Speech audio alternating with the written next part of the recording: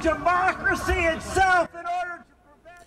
New at 10, another round of outrage at the state capitol. Republicans try to ram through a plan to weaken the incoming Democrats, while protesters demand the GOP respect the will of the voters.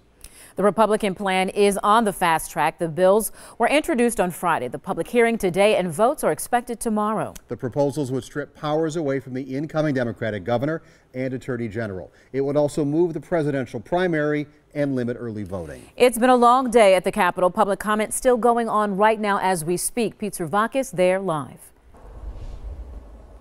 Shannon, you're correct. The public comments continue tonight. It started about 5 p.m., so those people have now been speaking to lawmakers for about 5 hours. One of the Republican bills, Steve mentioned it, would move the presidential primary in 2020 when turnout is expected to be high among Democrats from April to March. The move would cost taxpayers almost $7 million. Democrats accuse Republicans of doing it to help a conservative candidate's chances in the state Supreme Court race.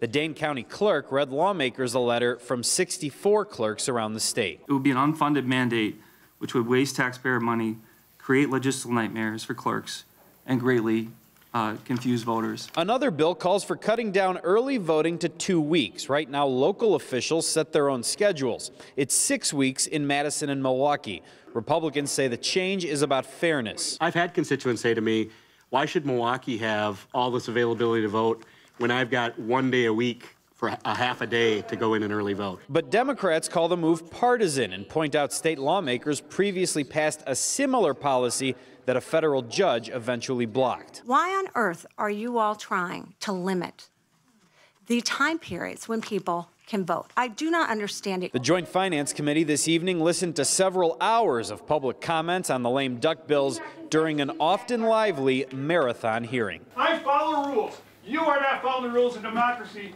so you forfeit respect. Thank you. No, I'm not done. I'm not done. So again, we just hit 5 hours of public comments on these proposed bills. We should note that during the time we were in the room today, we heard one speaker show up who spoke out in favor of the early voting changes. Everyone else who showed up to speak to the committee today said they were opposed to the bills.